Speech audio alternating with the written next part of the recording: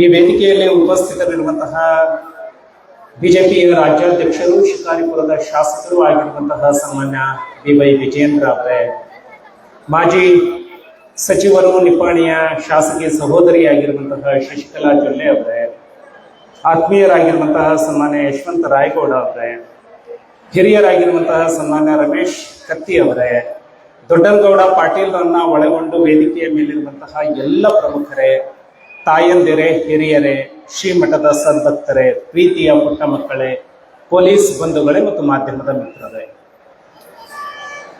ಅವನೊಲಿದರೆ ಕೊರಡು ಪನರುವುದಯ್ಯ, ಅವನೊಲಿದರೆ ಬರಡು ಹಯನಹುದಯ್ಯ ಅಂತ ಹೇಳಿ ಹಿರಿಯರು ಹೇಳ್ತಾರೆ.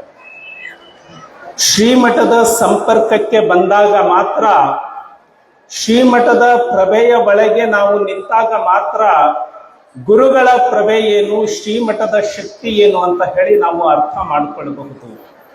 ಹಾಗಾಗಿ ಈ ಶ್ರೀಮಠ ಆಧ್ಯಾತ್ಮ ಜಗತ್ತಿಗೆ ಬಹಳ ದೊಡ್ಡ ಸಂದೇಶವನ್ನ ಸಾರ್ತಾ ಇರುವಂತಹ ಮಠ.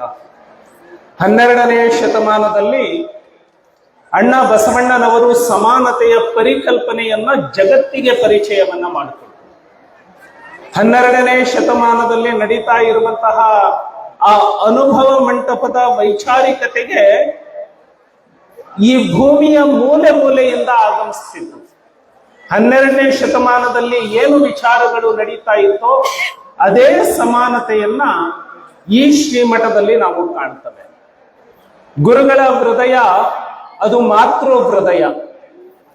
ತಾಯಿ ತನ್ನ ಮಕ್ಕಳಲ್ಲಿ ಯಾರಿಗೂ ಕೂಡ ಭೇದ ಭಾವ ಮಾಡೋದಿಲ್ಲ.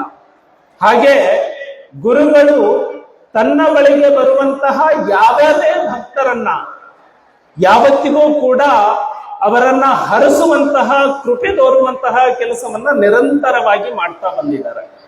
ಶ್ರೀಮಠ ಶಿಕ್ಷಣ ಕ್ಷೇತ್ರದಲ್ಲಿ ಬಹಳ ದೊಡ್ಡ ಸೇವೆಯನ್ನ ಮಾಡ್ತಾ ಇದೆ. ಕೋವಿಡ್ ಬಂದು ಇಡೀ ಜಗತ್ತು ಬಾಗಿಲು ಹಾಕೊಂಡಾಗ ಮಠದ ಬಾಗಿಲು ಮುಚ್ಚಲಿಲ್ಲ, ಮಠದ ಸೇವೆ ಯಾವತ್ತೂ ಮುಚ್ಚಲಿಲ್ಲ. ನಾನು ಈ ರೋಗದಿಂದ ಹೆದರಿ ದೂರ ಇರಬೇಕು ಅಂತ ಹೇಳಿ ಜಗತ್ತಿನ ಎಲ್ಲ ವಿಜ್ಞಾನಿಗಳು ಇದ್ದಾಗ ನೊಂದವರಿಗೆ ನಾನು ನೆರವು ನೀಡಬೇಕು ಅಂತ ಹೇಳಿ ಹೊರಗೆ ಬಂದವರು ಯಾರು ಅಂದ್ರೆ ಅದು ಪರಮ ಪೂಜ್ಯ ಮುರುಗೇಂದ್ರ ಅಪ್ಪಾಜಿಯವರು ಅಂತ. ನಾವೆಲ್ಲರೂ ಕೂಡ ಗುರುವಿನ ಬಳಿಗೆ ಯಾಕೆ ಬರ್ತೀವಿ? ಮೋಕ್ಷವನ್ನ ಪಡೆದುಕೊಳ್ಬೇಕು ಅಂತ ಬರ್ತದೆ. ಗುರುವಿನ ಬಳಿಗೆ ಬರುವಾಗ ನಾವೊಂದು ಕೊಡುಗೆಯನ್ನ ಗುರುಗೆ ತರಬೇಕಲ್ಲ, ಅದು ಭಕ್ತಿಯ ಕೊಡುಗೆ ಆಗಬೇಕು. ಸ್ವಾರ್ಥದ ಚೀಲ ಅದು ತೂತಿನ ಚೀಲ ಆಗಿದ್ರೆ ಮಠದಿಂದ ಏನನ್ನು ಪಡ್ಕೊಂಡು ಹೋಗ್ಲಿಕ್ಕೆ ಸಾಧ್ಯ ಇಲ್ಲ. ನಿಸ್ವಾರ್ಥದಿಂದ, ಭಕ್ತಿಯಿಂದ ಯಾರೆಲ್ಲ ಶ್ರೀಮಠಕ್ಕೆ ಬರ್ತಾರೆ, ಭಕ್ತಿಯಿಂದ ನಿಸ್ವಾರ್ಥದಿಂದ ಬಂದು ಯಾರು ಗುರುಗಳಿಗೆ ತಮ್ಮನ್ನ ತಾವು ಶರಣಾಗತಿ ಮಾಡ್ಕೊಳ್ತಾರೆ, ಅವರೆಲ್ಲರ ಬದುಕು ಬೆಳಕಾಗಿದೆ. ನಾನು ಯಾವತ್ತೂ ಕೂಡ ಶ್ರೀಮಠದ ಗುರುಗಳನ್ನ, ನಮ್ಮ ಪೂಜ್ಯರನ್ನ ನಾನು ಸೂರ್ಯನಿಗೆ ಯಾವತ್ತೂ ಹೋಲಿಸ್ತಾ ಇರ್ತಾನೆ. ಸೂರ್ಯ ತನ್ನ ಬೆಳಕನ್ನ ಇವರಿಗೆ ಮಾತ್ರ ಕೊಡಬೇಕು, ಇವರಿಗೆ ಮಾತ್ರ ಕೊಡಬಾರದು ಅಂತ ಹೇಳೋದಿಲ್ಲ. ಸೂರ್ಯ ಹೊರಗೆ ಬರೋ ಪ್ರಯತ್ನವನ್ನ ಮಾಡಬೇಕು ಅಷ್ಟೇ. ಯಾರೆಲ್ಲ ಕತ್ತಲ ಕೋಣೆಯ ಬಾಗಿಲನ್ನ ತೆಗೆದು ಹೊರಗೆ ಬರ್ತಾರೆ, ಸೂರ್ಯನ ಬೆಳಕು ಅವರೆಲ್ಲರ ಮೇಲೆ ಬೆಳಕು. ಹಾಗೆ ನಮ್ಮ ಪೂಜ್ಯರ ಕರುಣೆ ಅನ್ನುವಂಥದ್ದಿಲ್ಲ, ಯಾರಿಗೂ ಭೇದ ಭಾವ ಇಲ್ಲ. ಗುರುವಿನ ಹತ್ರ ಬರುವಾಗ ನಾನು ಅನ್ನುವಂತಹ ಅಹಂಕಾರವನ್ನ ಯಾರೆಲ್ಲ ಬಿಟ್ಟು ಗುರುವಿನ ಹತ್ರ ಬರ್ತಾರೆ ಅವರೆಲ್ಲರೂ ಆ ಬೆಳಕಿನಿಂದ ಪಾವನರಾಗ್ತಾರೆ. ಬಂಧುಗಳೇ, ಶ್ರೀಮಠ ಇದು ನಮ್ಮ ಮಠ. ಶ್ರೀಮಠ ಇದು ಭಕ್ತರ ಮಠ. ಇಲ್ಲಿ ಬರುವಂತಹ ಭಕ್ತರು ಎಂತಹ ಭಾವನೆಯನ್ನ ಇಟ್ಕೊಳ್ತಾರೆ ಅಂದ್ರೆ, ಅಷ್ಟು ದೂರನೇ ಚಪ್ಪಲಿ ಬಿಟ್ಟು ನೆಲ ಸುಡ್ತಾ ಇದ್ರು ಕೂಡ ಬರಿಗಾಲಿನಿಂದ ಬರ್ತಾರೆ. ನಿನ್ನೆ ದಿನ ಸಾವಿರಾರು ಜನ ಪಾದಯಾತ್ರೆಯನ್ನ ಮಾಡ್ಕೊಂಡು ಬಂದ್ರು, ಅವರ ಕಾಲಿಗೆ ಸುಡುವ ರಸ್ತೆ ಬಿಸಿ ತಾಗಲೇ ಇಲ್ಲ. ಯಾಕೆ ಅಂದ್ರೆ ಅವರ ನೆತ್ತಿಗೆ ಭಕ್ತಿ ಅನ್ನೋದು ಏರಿತ್ತಲ್ಲ, ಅವಾಗ ಅವರ ಕಾಲಿಗೆ ಸುಡುವಂತಹ ಪ್ರಶ್ನೆನೇ ಇಲ್ಲ ಅಂತ. ಶ್ರೀಮಠ ಇಲ್ಲಿ ಬರುವಾಗ ಪ್ರತಿಯೊಬ್ಬರಿಗೂ ಒಂದು ಭಾವನೆ ಇರುತ್ತೆ, ನಾನು ಏನಾದ್ರೂ ಸೇವೆ ಮಾಡಿ ಹೋಗ್ಬೇಕು. ಶ್ರೀಮಠಕ್ಕೆ ಬಂದಾಗ ಗದ್ದಿಗೆಯನ್ನ ಹೇಗೆ ಭಟ್ಟ ಹುಡುಕ್ತಾನೋ ಹಾಗೆ ಒಂದು ಕಸಬರಿಗಿನೂ ಅಷ್ಟೇ ಶ್ರದ್ಧೆಯಿಂದ ಹುಡುಕ್ತಾನೆ.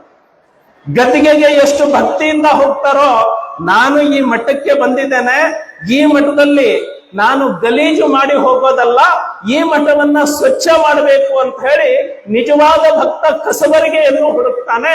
ಅದು ಶ್ರೀಮಠದ ಭಕ್ತನ ಸ್ವಭಾವ. ಈ ಮಠ ಜಗತ್ತಿನ ಎಲ್ಲರಿಗೂ ಕೂಡ ಆಶ್ರಯವನ್ನ ನೀಡುವಂತಹ ಮಠ, ಹಸಿದವರಿಗೆ ಅನ್ನವನ್ನ ನೀಡುವಂತಹ ಮಠ, ಜ್ಞಾನದ ದಾಹ ಇರುವಂತವನಿಗೆ ಜ್ಞಾನವನ್ನ ಕರುಣಿಸುವಂತಹ ಮಠ. ನಾನು ಸದ್ಗುರುಗಳಲ್ಲಿ ಇಷ್ಟೇ ಬೇಡ್ಕೊಳ್ತಾನೆ, ಸದ್ಗುರುವಿನ ಆಶೀರ್ವಾದ ಎಲ್ಲರ ಬದುಕಿಗೆ ಬೆಳಕನ್ನ ಕೊಡ್ಲಿ. ಸದ್ಗುರುವಿನ ಕರುಣೆ ನಮ್ಮ ಮನಸ್ಸಿನಲ್ಲಿ ಇರುವಂತಹ ಕ್ರೌರ್ಯವನ್ನ ದೂರ ಮಾಡ್ಲಿ, ನಮ್ಮ ಹೃದಯದಲ್ಲಿ ಇರುವಂತಹ ತಾತ್ಸಾರವನ್ನ ದೂರ ಮಾಡ್ಲಿ. ಸದ್ಗುರುವಿನ ಕರುಣೆ ನಾವು ಎಲ್ಲರನ್ನ ಪ್ರೀತಿಸುವಂತೆ ಆಗ್ಲಿ. ಸದ್ಗುರುವಿನ ಕರುಣೆ ಎಲ್ಲರಿಗೂ ಪ್ರೇಮವನ್ನ ಹಂಚುವಂತಹ ಶಕ್ತಿಯನ್ನ, ಕರುಣೆಯನ್ನ ನಮಗೆ ಕೊಡ್ಲಿ ಅಂತ ಹೇಳ್ತಾ ನನ್ನ 4 ಮಾತನ್ನ ಗುರುವಿನ ಪಾದಕ್ಕೆ ಸಮರ್ಪಣೆ ಮಾಡಿ ನನ್ನ ಮಾತು ಮುಗಿಸ್ತಾನೆ. ಧನ್ಯವಾದ. ಬಹಳಷ್ಟು ವಿಶೇಷ ರೀತಿಯಾಗಿ ಶ್ರೀಮಠ ಭಾವೈಕ್ಯತೆಯ ತಳಹದಿಯ ಮೇಲೆ ನಾವು ಸಮಾಜ